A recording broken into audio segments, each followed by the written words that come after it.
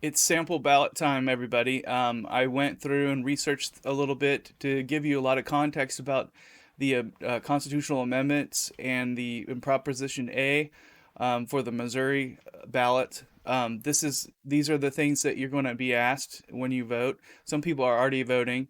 Please like, share, and definitely share this video so that all of your friends and family, if they're in Missouri, can be informed before they vote about these things. I'm going to give general information. I'm also going to say what my pick is, but there's also just good information for someone who wants to know more about it. So please share it with everybody. Please watch it all the way through. I'm going to try to go through it as quickly as possible, though this is a little bit complicated. The first one we're going to look at is Amendment number 2, and this is to allow sports wagering, including online sport betting, etc., etc. So the claim is that this is going to fund school stuff. The claim is, it says revenues received to be appropriated for education after expenses incurred by the commission and required funding of the compulsive gambling prevention fund. And so you see there's already a problem here. Everybody already recognizes that when we increase gambling in Missouri, that we're going to have a problem with people who become addicted to it and ruin their lives.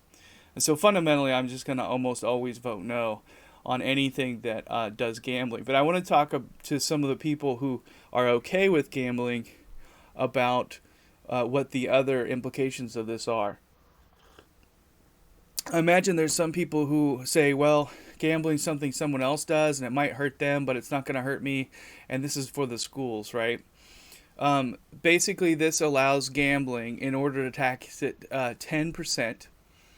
And so I guess that's probably a fair amount, right? If we frequently do sales tax and stuff in Missouri, so if you think gambling's okay, then maybe 10% is too high. But then again, 10% might be too high, really, if gambling is okay. If it's not okay, then the specific purpose of even allowing the gambling is to get this revenue. So I would say fundamentally, this is not an amendment I'm going to go for. Proverbs 31:11 says, "Wealth obtained from empty effort dwindles, but the one who gathers with his hands abounds." And so fundamentally, what we want to have is we want to promote the good of all of our brothers and sisters that live in this state, all the people that God loves. We want them to, instead of turning to empty wealth from empty effort, which will eventually dwindle anyways. We would prefer, it would be better if they had, you know, some other thing that would be something they do with their hands to try to get more money. And so this is a fundamental concept you find in Proverbs several places, that people will do well and they'll be wise if they learn how to do their own work and make money for themselves, and they will be closer to God even. So Proverbs 30:8-9 says, "Keep worthlessness and every false word far from me. Give me neither poverty nor riches. Feed me with food that is my portion. Lest I be full and deny you and say, 'Who is Yahweh?' Or lest I be impoverished and still and profane the name of my God." And fundamentally, that's what I see gambling doing.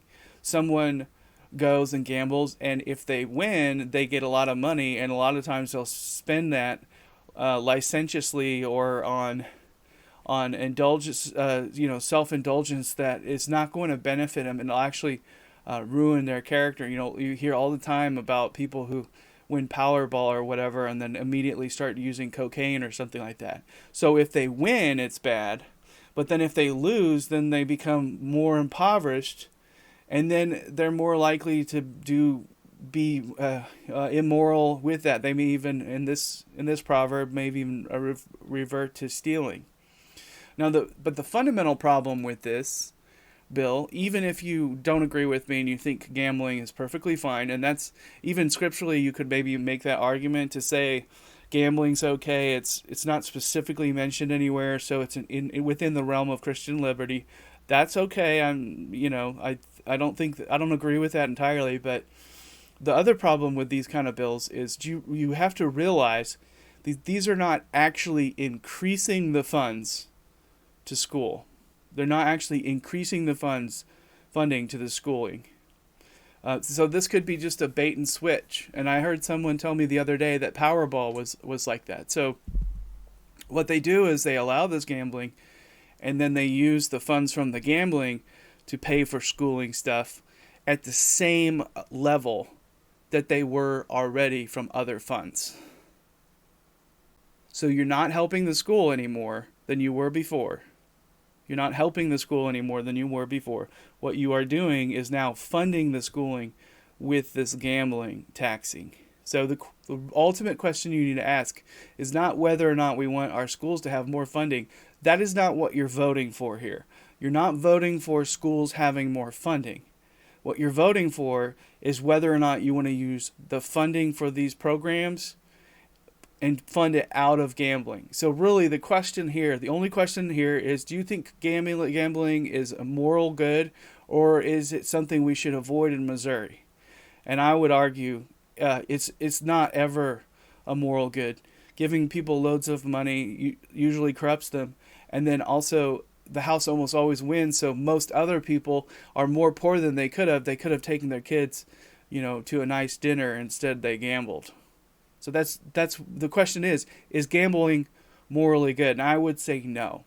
So there's nothing, and I went and looked, the .gov has detailed stuff about this. So I went and looked at it, and there's nothing in the amendment that would specify a requirement that the state should increase funding anywhere. This is only to put funds towards the education. It's not specifying that they will actually increase funds. And I know I've got a lot of Christian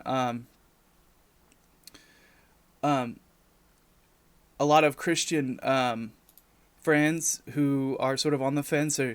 They're more liberal, and really I think that they probably shouldn't be if they would really study morality and scripture and stuff.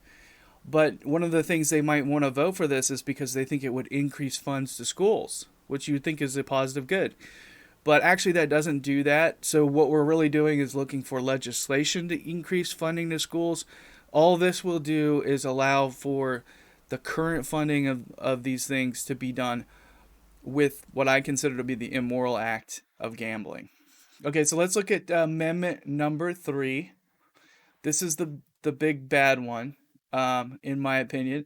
And I think even people who are not Christian, or people who are loose morals Christians who think abortion may be a positive good, I don't think anybody's going to like the way that this is written as I look through it. So it reads, do you want to amend the U.S. Constitution to establish a right to make decisions about reproductive health care, including abortion and contraceptives, with any government interference, that right presumed invalid? Removing Missouri's ban on abortion, allow regulation of reproductive health care to improve or maintain the health of a patient, allow abortion to be restricted or banned after fetal viability, except to protect the life or health of the woman. So first of all, the initial impact of this would be that there would be no abortion law whatsoever. So currently, Missouri has a pretty good abortion law. If you take that away, you will have, the default position would be up to 9 months, no restrictions anywhere in Missouri, period. And then after that, sometime in the future, this amendment would allow the politicians at Jeff City to pass a law which would restrict post-fetal viability. That's not a heartbeat bill. That's 24 weeks. That's 6 months into the pregnancy. In other words, in Missouri, if you pass this amendment, any woman for any reason can get an abortion all the way up till 6 months. No questions asked. no exceptions, and no law could be passed to put in any exceptions or anything like that. And the way that this plays out is it's usually at least 6 months of deliberation. The General Assembly meets annually early January to mid May. It's usually 6 months of deliberation, and then if there was any legal fights about it, it could be likely the ban of this kind would not even come into place until late 2025. So for us Christians who are really strong against abortion, this law is a definite no. Because there would be a huge window of no kind of abortion restrictions at all in Missouri, all the way up till and maybe even further than late 2025. And then they have a cutoff that would allow us to do some restrictions of post-fetal viability. Again, that's 6 months. 6 months after into the pregnancy. At that point, then this amendment would allow there to be laws restricting abortion. Except they would require, and this is really, they're not giving anything to anyone on this. Allow abortion to be restricted or banned after fetal viability, except to protect the life or health of the woman. Now this is okay. Look at that. Except to protect the life or health of the woman. Wow. Wow, that's not much of a. They're not really giving us much, are they? So, this is not just to protect the life of the woman; it's just to protect her health. What could that be? Well, what if she didn't want to have a baby? Would she be psychologically damaged? Isn't that a health concern for her to have to carry a baby to term? Wouldn't that be a health concern? So this is really a horrible bill. And then the other issue here is, this is strange because they say life or health. They say life or health, but they don't include rape and incest, which is commonly something I hear from my friends Democrat friends that say that that's a big deal, and yet this doesn't list it. So I feel like this is a tone deaf bill. This is not a good or amendment. This is not a good amendment. No one should go for this. Even someone who likes the rape and incest exception stuff.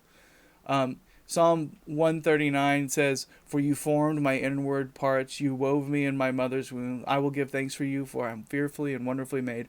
Wonderful are your works, and my soul knows it well. My frame was not hidden for you when I was made in secret and intricately woven in the depths of the earth." You see, David was, even before he was in his mother's womb, a person that God was putting together.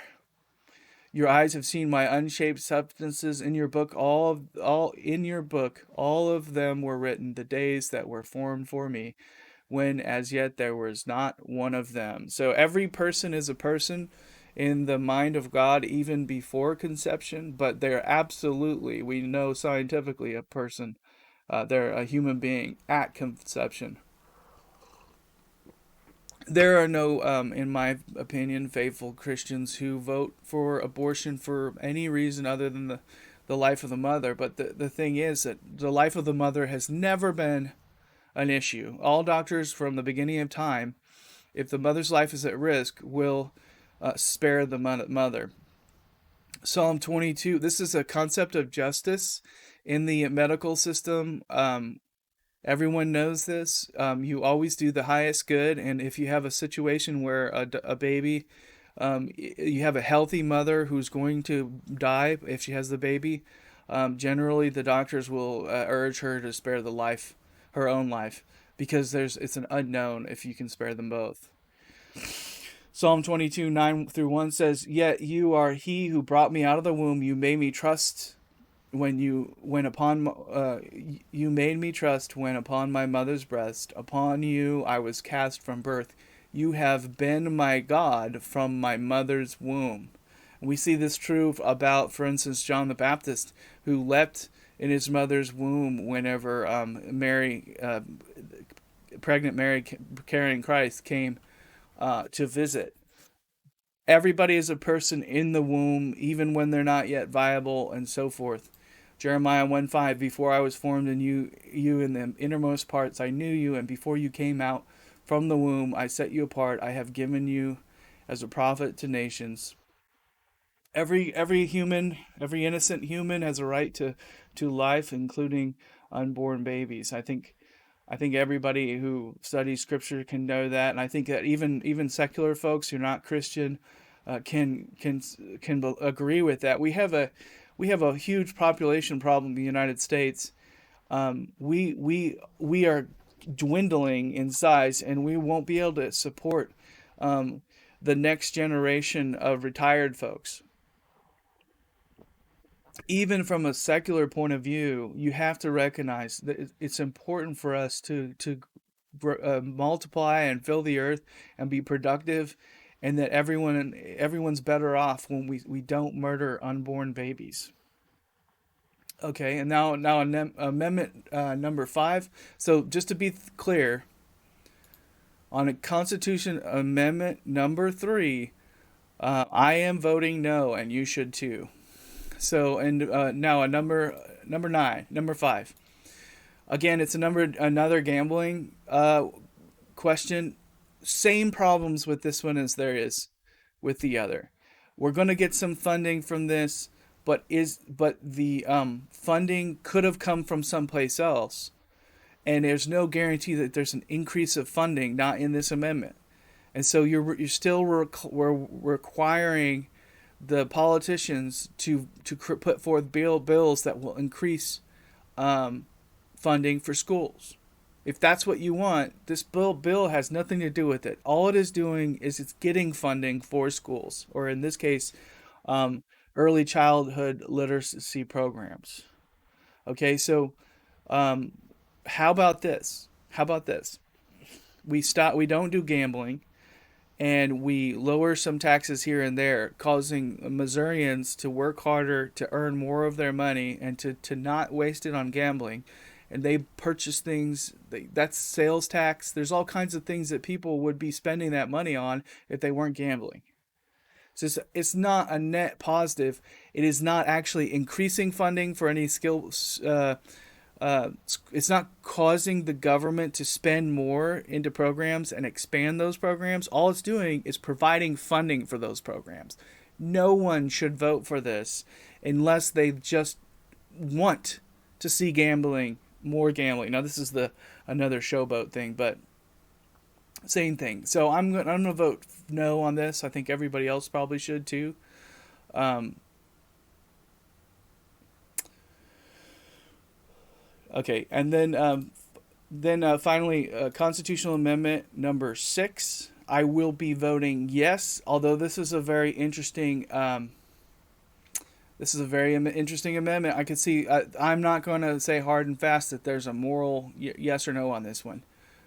You should maybe let me lay it out for you to make your own decision. So it reads: do you want to amend the Missouri Constitution to shall the Missouri Constitution be amended to provide that the administration of justice shall include the levying of costs and fees to support salaries and benefits for certain current and former law enforcement personnel, state and local government entities estimate an unknown fiscal impact. So I'm not really a huge fan of how this is written. I'm glad I'm doing this video because this is you would have no idea by just reading this in the ballot box, um, in the booth. So what does this mean? Well, the Missouri Supreme Court ruled that the $3 fee charged by local courts to fund sheriff's retirement plans was unconstitutional because it violated the prohibition of using court fees for non-court purposes. So essentially, if you pled guilty to any crime in Missouri, then there was an additional $3 fee that they charged you, court fee, but they were using this fee for the sheriff's retirement plan. Okay, but in 2021, it's not in my notes, but in 2021, the Missouri Supreme Court threw that out as unconstitutional because technically sheriff retirement is not it's not a court. You can't charge a court cost constitutionally in Missouri and then spend it on a police justice thing. Okay, so fundamentally, what's going to happen if you vote yes on this is that they're going to be able to reinstate a $3 fee if you plead guilty to almost anything, like a speeding ticket. Even you're going to pay $3, and that's going to go to like a pension fund, and for it's just an extra fee that they get from guilty people to pay for some benefits for sheriffs. And so one of the arguments for this is, one of the reasons you might want to vote yes is that if when the police departments and local people have these extra benefits which come from this fee, they're more likely to stay as they're more likely to stay in the office that they're at. They're more likely to remain employed, or they're more likely to sign on as a sheriff department deputy or whatever. For me personally, I'm going to vote yes on this.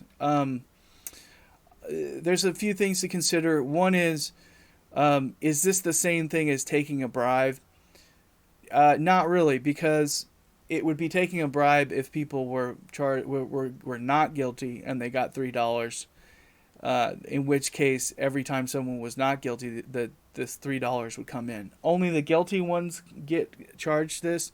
I'm generally good with punishing people for doing crimes. I would. It's kind of it's sort of unfairly distributed. I would almost prefer that there be a more bigger fee for worse crimes and a lesser fee, like 50 cents for speeding tickets. So, but whatever, it doesn't really matter to me. I'm okay with punishing people for crimes. The other is, does it incentivize petty arrest? Probably not. I think most deputy sheriffs are not going to go around arresting people for jaywalking just so they can get $3 into a fee for a retirement, which they may never see. So I don't think that it's incentivizing anything. Basically, the question is, do you want to have the sheriff's departments across Missouri to have more funding for like retirement incentives and stuff like that? And are you willing for that to come out of an extra fee on people who pled guilty or were found guilty in a court of law? And I'm okay with that. I can understand why people might. You could parse this out and make it a little bit more. You could parse it out and make it a little bit more complicated. Maybe there's some philosophical, moral issues I'm not thinking of. But I'm going to vote yes on number 6. Okay, number 7. I'm going to vote yes on Constitutional Amendment number 7. Shall the Missouri Constitution be amended to make the Constitution consistent with state law by allowing citizens of the United States allowing citizens of the United States to vote, prohibit the ranking of candidates by limiting voters to a single vote per candidate or issue, and require the plurality winner of a political party primary to be the single candidate at a general election.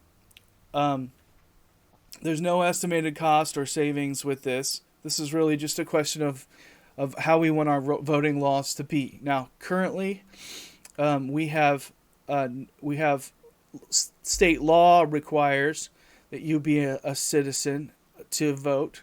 This is asking, do we want to also amend the Constitution to do that? Yes, it's important that the people who have skin in the game are the one who makes the decision, right? So, like, imagine if you had a large family and you were like I have 3 kids and my wife. So we have my wife and me and 3 kids.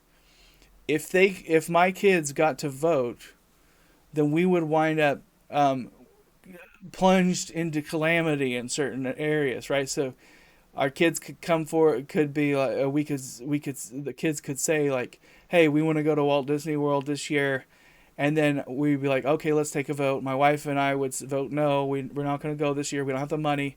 And then my 3 kids would vote yes, and then we would go do that thing, even though prudence and the people who would be footing the bill, that's me and mom, would have would not have a full say in the matter. So at a national level, I'd actually go back to landowners if I could. But in Missouri and every state, it should only be citizens who get to vote because they're the ones who have built the structures and are paying the taxes and so forth. And so this is a problem across America that everybody's pushing right now to allow non-citizens to vote.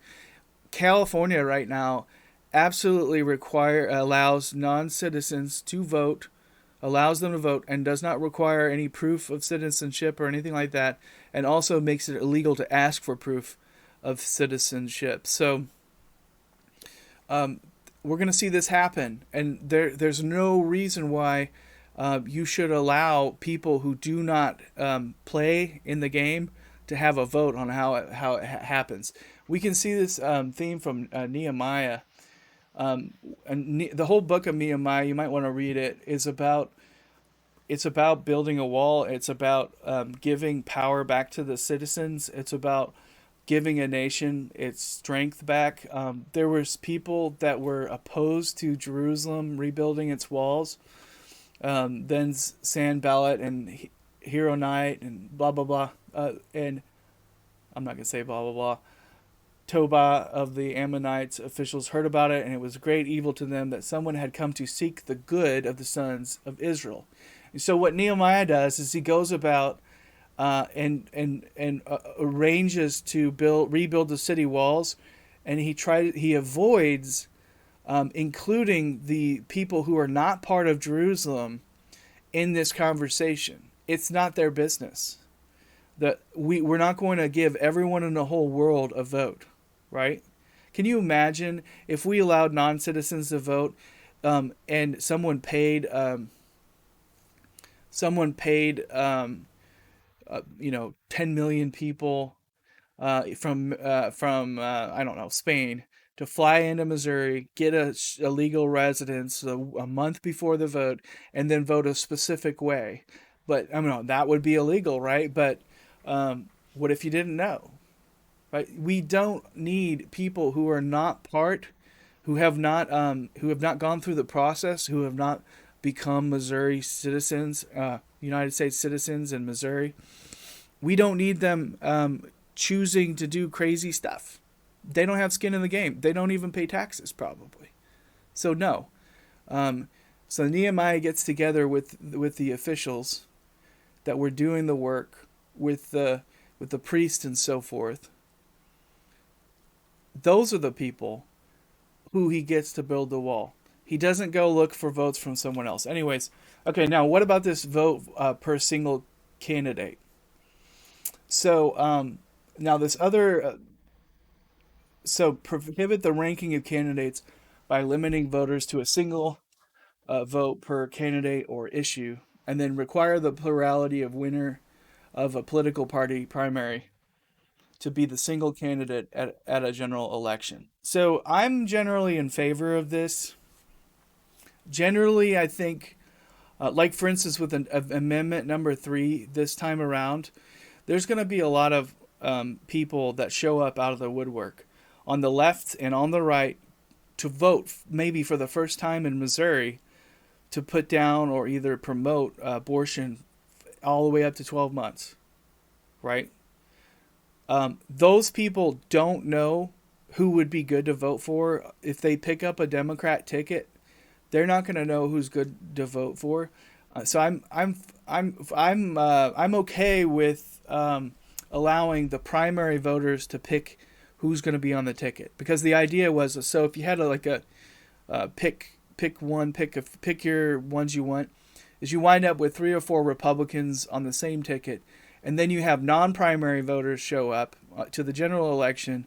This is the first time they've ever voted. They haven't been watching the politics. They don't know anything about it. Then they randomly pick one because the name sounds cool or something like that, and then the party itself loses power.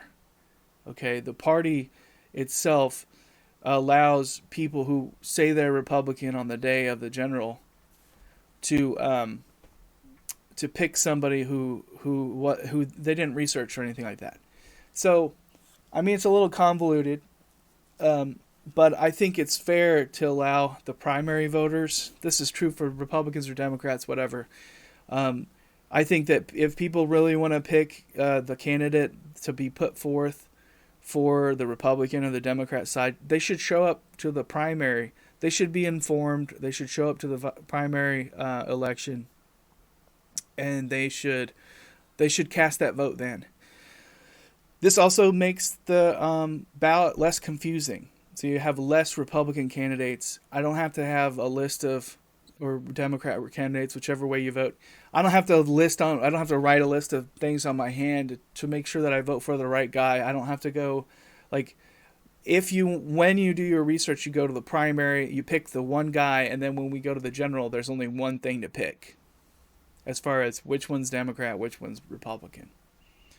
So I'm totally in favor for this. I would say amendment number 7 is a yes. We want only citizens voting in Missouri, and the other language will simplify the ballot and give more power to people who are more informed and show up to the primaries.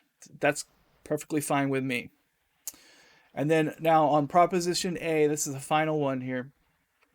It says, do you want to amend Missouri law to increase minimum wage January 1st, 2025 to 13.75, and then it increases it over time and so forth? I don't care about the details.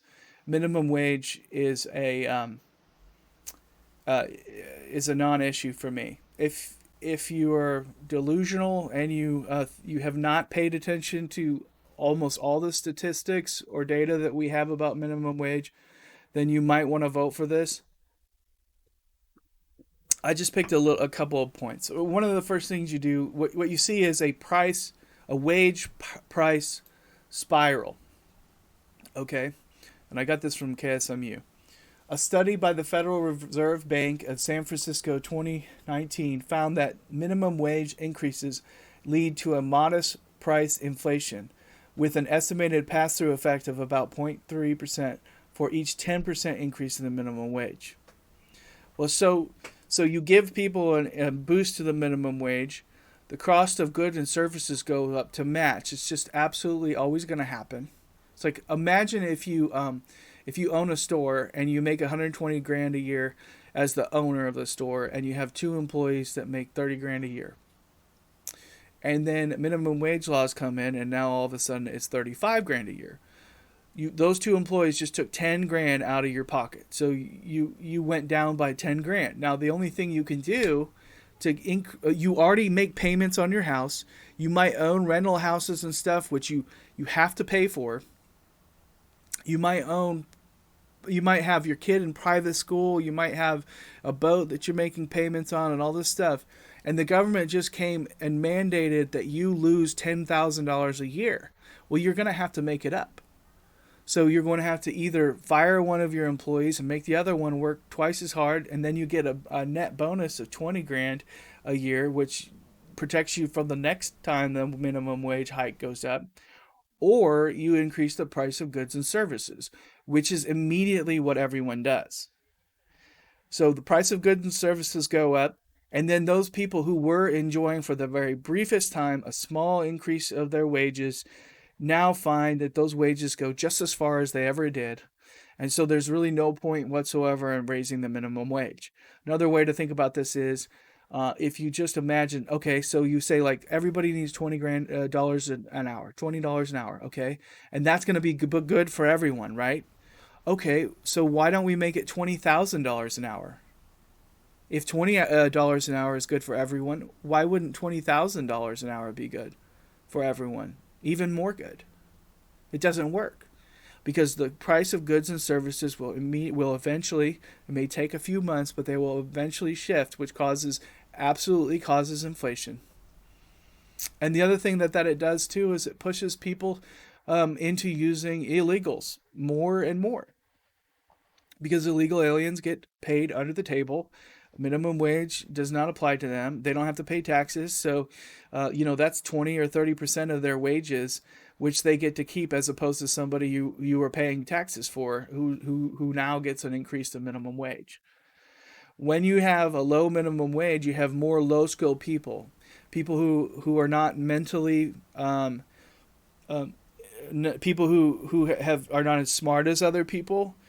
They can get those minimum wage jobs and learn the skills and stuff, and they can even work their way up and stuff, and acclimate to the environment. This happens all the time.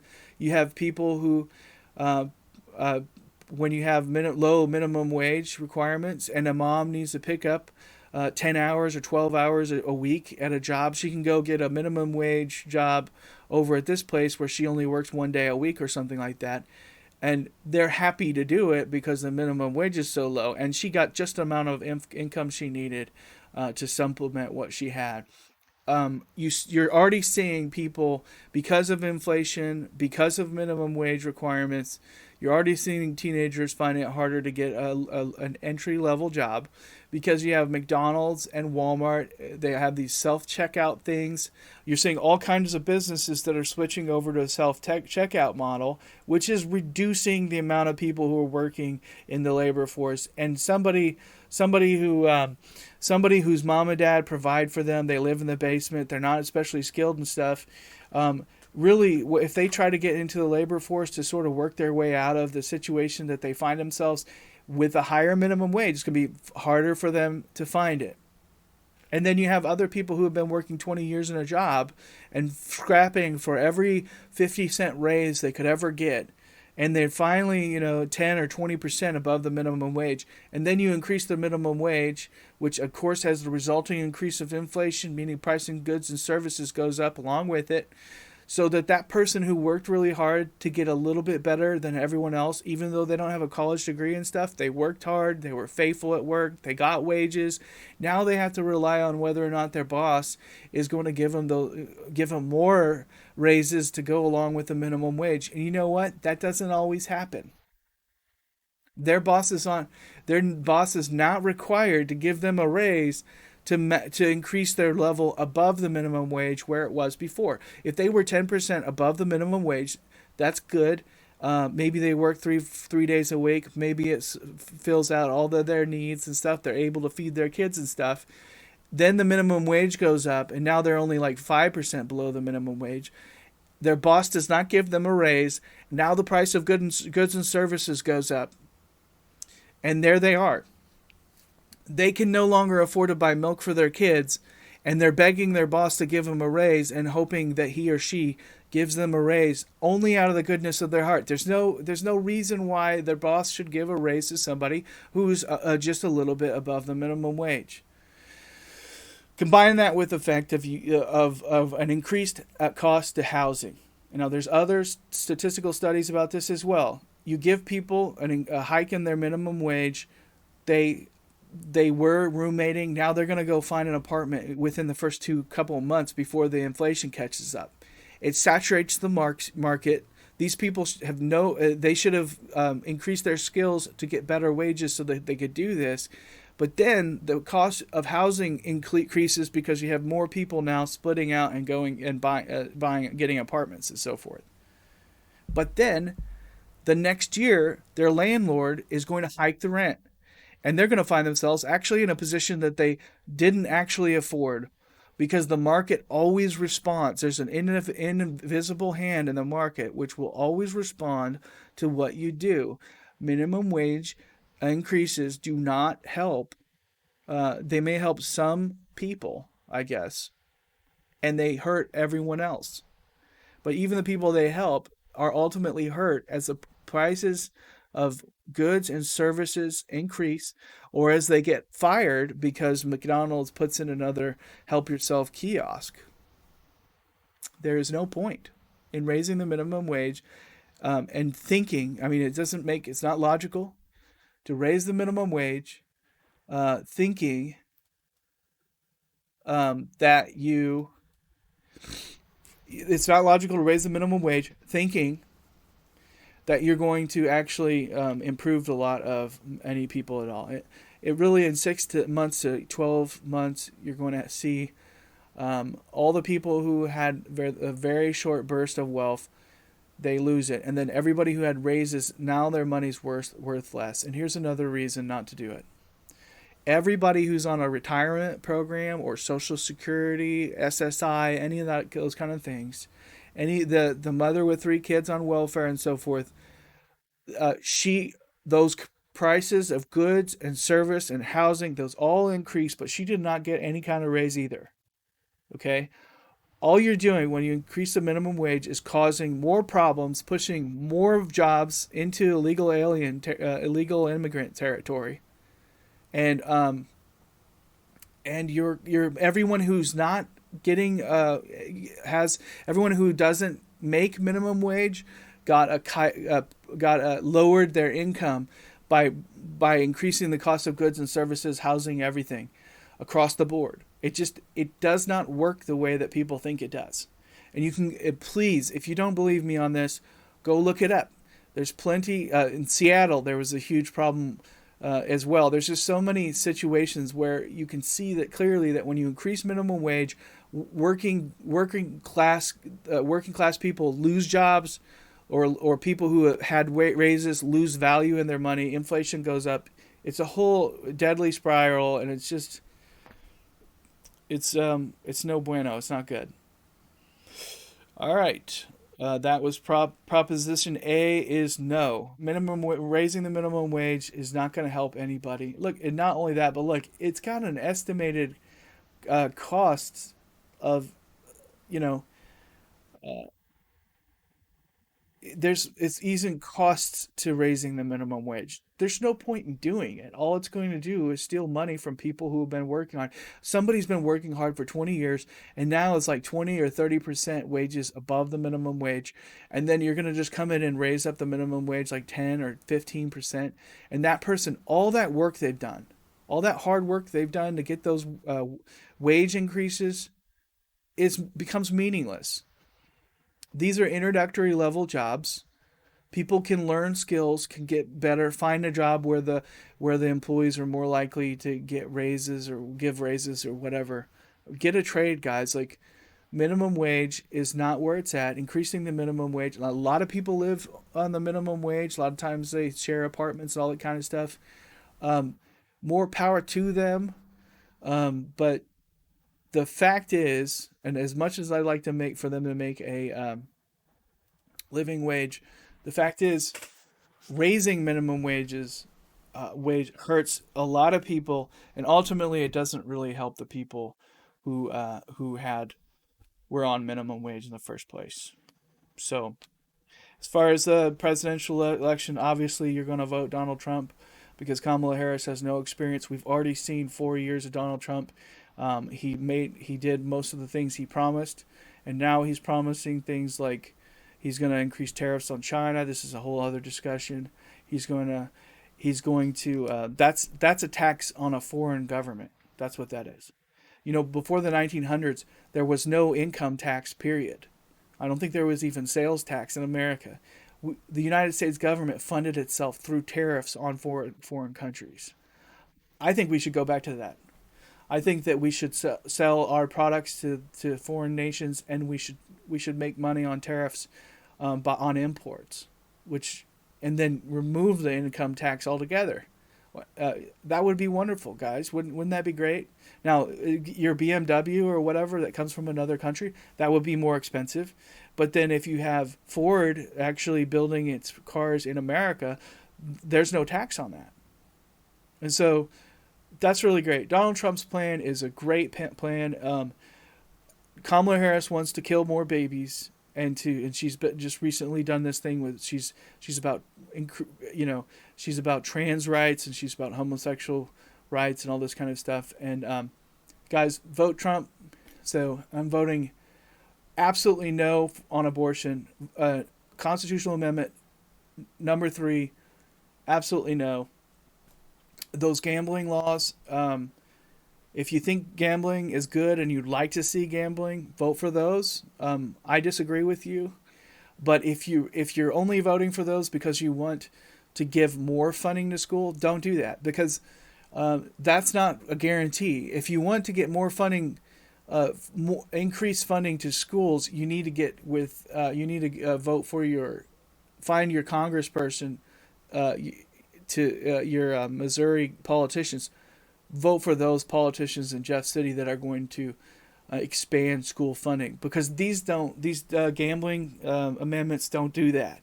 All they do is provide funding for the programs that exist. There's no guarantee they're going to expand it, and I don't think they will.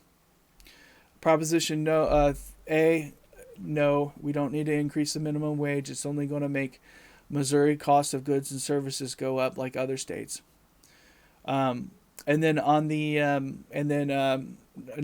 amendment number 6, I think that's probably a yes. $3 fee right now. Now, understand that once you make this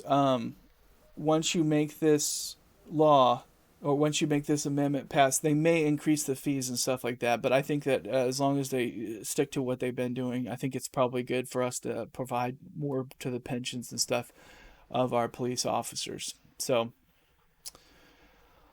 all right, guys, everybody, get informed. If you have any please share and like this so that other people can at least learn about what these constitutional amendments are. I understand that some people are pro gambling. I also understand people um, may be more open to abortion than me. They really shouldn't be, but hopefully this has all been at least helpful to anybody, whether no matter where they come, wherever they're at politically on this. Please share it, and God bless.